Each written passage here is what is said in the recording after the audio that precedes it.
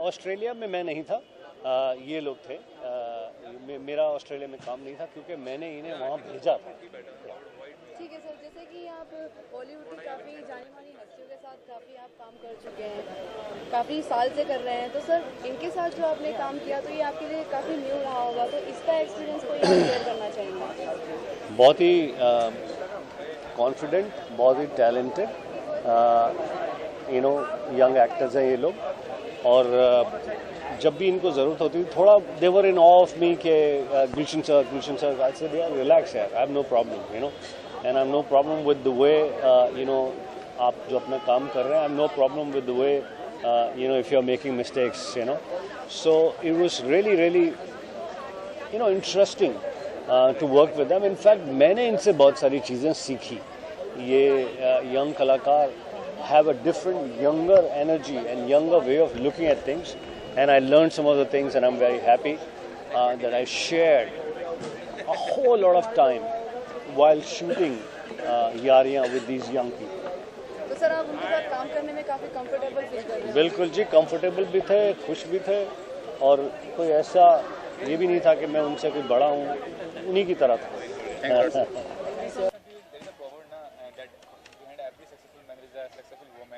यहाँ सिनेरियो कुछ अलग हो गया कि सक्सेसफुल वुमन के पीछे एक मैन है, तो आप कितना बिलीव कर रहे हैं इस बात को लेकर? देखिए, मैं ये कहना चाहूँगी कि कहीं भी लाइफ में पहुँचने के लिए बहुत ज़रूरी है कि आप अपना टैलेंट साबित करें। भूषण कुमार बहुत बड़ा नाम है, वो टी सीरीज़ के हेड ऑनचो हैं, लेकिन भूषण कुमार के लिए आसान नहीं था कि वो मुझे एक चांस दे एज अ डायरेक्टर। सिर्फ जब मैंने उनकी कंपनी के लिए 20 म्यूज़िक वीडियोस डायरेक्ट किए तो उनको मेरी एबिलिटीज़ पे कॉन्फिडेंस हुआ कि मैं ये एक पिक्चर जैसा बड़ा जिम्मा उठा पाऊँगी और डायरेक्ट कर पाऊँगी, और तभी उन्होंने मुझे चांस दिया। अदरवाइज़ टी सीरीज़ उनके पापा गुलशन कुमार जी का बैनर है और वो बहुत इमोशनली अटैच्ड है उनके बैनर से, and just by the saying of his wife कि मुझे पिक्चर डायरेक्ट करनी है, वो मुझे मौका नहीं देते।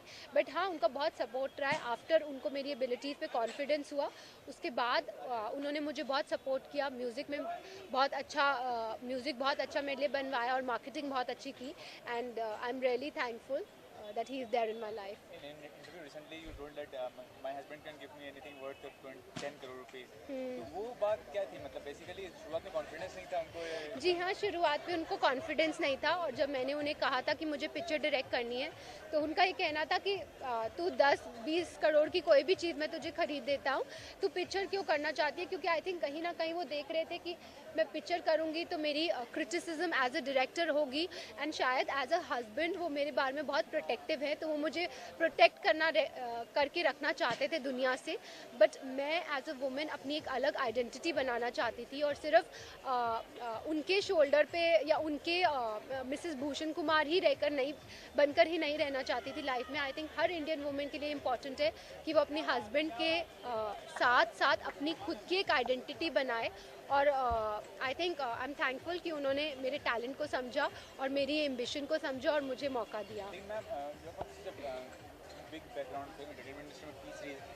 आपने जब 11 बनाने की सोची तो नए स्टार कास्ट को उसमें रिस्क फैक्टर आपको इन्वॉल्व नहीं लगा? देखिए, as a film maker film बनाना ही बहुत बड़ा रिस्क है। अब जैसे डेढ़ इश्क की आई है, डेढ़ इश्क के तो बहुत बड़े बड़े सितारों के साथ है। I think as a director picture का मेन जो चीज़ होती है वो स्टोरी और स्क्रीन प्ले होता है। बाद में बात आती है कि उस स्टोरी और स्क्रीन प्ले को कौन निभाएगा, चाहे इस्टेब्लिश्ड एक्टर्स हो चाहे न्यू कमर्स हो।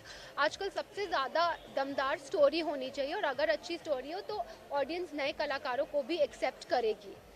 एंटरटेनमेंट इंडस्ट्री में जब आने का सोचा तो मतलब कितनी पहले से तैयारी चल रही थी कि मुझे यारियां फिल्म बनानी है? ये कितने साल पहले की बात है? बहुत टाइम से मैं इस लाइन में लगी हुई हूँ। मेरी शादी को 9 साल होने को आए हैं, और आई थिंक 1 साल बाद मैंने सोचा कि मैं डायरेक्टर बनूंगी। तब मुझे डायरेक्शन का डी भी नहीं आता था। मैंने सिनेमाटोग्राफी सीखी, एडिटिंग सीखी, फिर म्यूज़िक वीडियोस डायरेक्ट करने शुरू किए, बहुत सारे म्यूज़िक वीडियोस डायरेक्ट किए, फिर कुछ एड फिल्म्स डायरेक्ट की, और स्क्रिप्ट पे भी काम करना शुरू किया उसके साथ साथ, और 5 साल लगे शायद इस प्रोजेक्ट को सामने लाने में। फिल्म के ट्रेलर लॉन्च पे आपने कहा था शायद कि आप प्रेग्नेंट थे उस समय जिस समय इस फिल्म की शूटिंग हो रही थी, तो कितना चैलेंजिंग था वो पीरियड? बहुत चैलेंजिंग था, बिकॉज मैं 9 मंथ्स प्रेग्नेंट थी, तब मैं कास्टिंग कर रही थी, और मुझे याद है मैं सुबह के 5 बजे तक मैं शूट कर रही थी और कास्टिंग कर रही थी, and I was 9 months pregnant then. Last question ये है कि अब आगे जो फिल्म बनाएंगे उसमें भी नए स्टार कास्ट को आप नहीं, आई थिंक ये सब स्क्रिप्ट पे डिपेंड करता है। इस स्क्रिप्ट का जॉनर ये था कि मुझे 20, 21, 22 साल के लोग चाहिए थे और वो मुझे स्टार्स में नहीं मिलते, और आगे की जो स्क्रिप्ट होगी उस पर डिपेंड होगा कि कास्टिंग किसकी होती और है। ये बताइए कि टी सीरीज का जो प्रोडक्शन हाउस होगा वही होगा कि अब दूसरे प्रोडक्शन हाउस को approach नहीं, आई थिंक मेरा और भूषण का सपना है कि हम टी सीरीज़ को आगे बढ़ाएं, और जैसे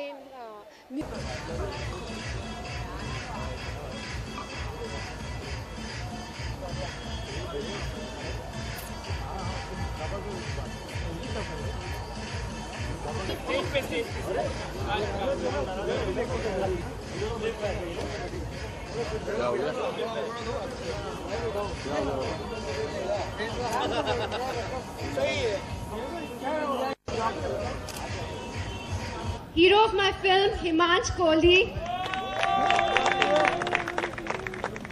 The lead heroine, Rakul Preet.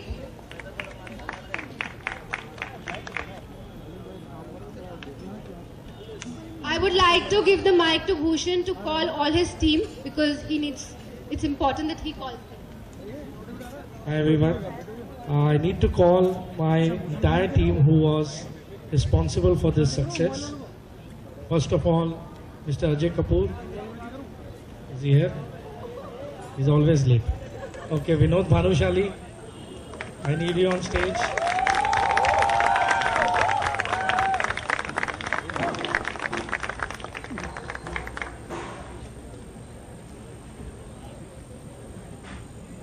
Now my entire team.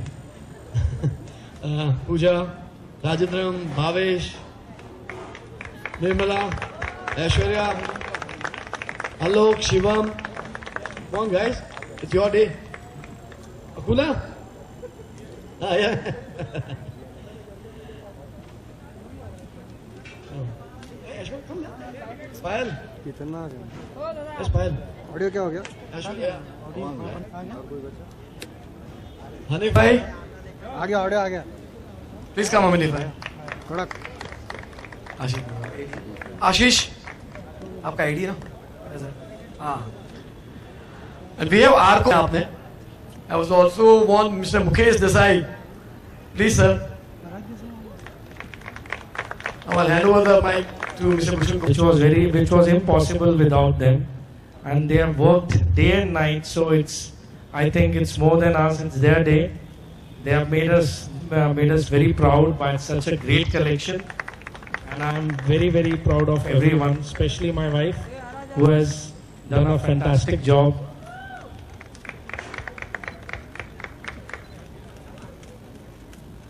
And I like to call my mom on stage, and I've dedicated this film to my mama and papa. अभी आप बहुत बड़े हो गए हैं। जी हाँ। वी चैनल पे आप आया करते थे, मैं आपका शो देखा करता था। आप नोन फेस पहले से ही हैं, बट नाउ टेलीविजन से आपने सीधा बॉलीवुड में एंट्री की। दिव्या जी आपकी गार्डियन एंजल बन के आई, आपको नाम मिल चुका है बॉलीवुड, आप ही को नहीं पूरी कास्ट को मिल चुका है। एग्जैक्टली। आगे का प्लान क्या है यारियां के बाद, अभी से? आई थिंक भूषण सर क्या प्लान है आगे का? मैंने आई थिंक इनडायरेक्टली नहीं डायरेक्टली पूछ लिया है। आई थिंक इतनी बड़ी सक्सेसफुल मूवी मिली है एंड लेट्स सी। मैंने सुना है कि जब आप अच्छा काम करते हैं तो आपको बहुत सारे कॉल्स आते हैं, और यहाँ बहुत अच्छा काम हुआ है तो ढेर सारे कॉल्स आएंगे। इनफैक्ट अभी भी बज रहा है फोन। सो आई थिंक आपको खुद पता लग जाएगा कि आगे क्या होने वाला है।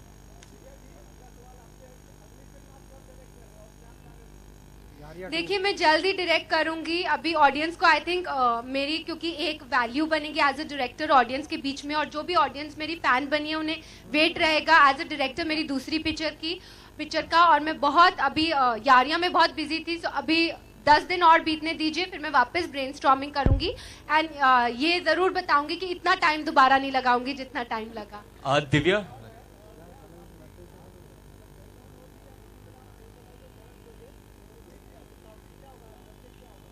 देखिए, मैं ये तो जरूर कह सकती हूँ कि अब सब लोग मुझे कह रहे हैं कि आप यूथ पिक्चर में आपने फोटे कर लिया है तो आप यूथ पिक्चर बनाओ, पर I as a film maker मैं अब रिस्क लेना चाहूँगी और कोई दूसरा जॉनर चुनना चाहूँगी ताकि एज अ फिल्म मेकर उस जॉनर में मेरी ग्रोथ हो।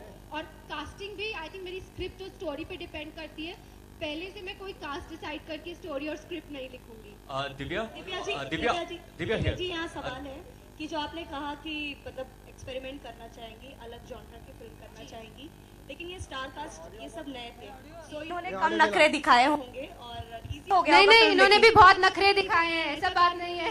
बट कम होंगे जो हमारे बॉलीवुड स्टार के हम सुनते आए हैं। सो मेंटली आप प्रिपेयर हैं एज अ डायरेक्टर कि उनके टैंट्रम सहने के लिए? देखिए, मैंने ये पिक्चर में भी बहुत मुशक्कत की है और बहुत मुश्किलों से यहाँ पहुँची हूँ, और ऐसा नहीं है कि बहुत इजी था। न्यू कमर्स के साथ बहुत रिस्क था, न्यू कमर्स को लेकर उनको सही ढंग से स्क्रीन पे उनको प्रेजेंट करना। एज अ डायरेक्टर बहुत जिगर चाहिए होता है उसके लिए, एंड आई थिंक बहुत लोगों के नखरे ऑलरेडी सहने पड़ते हैं यहाँ तक पहुँचने के लिए, क्योंकि आप जब नए होते हैं तो लोग आप पे इजीली ट्रस्ट भी नहीं करते।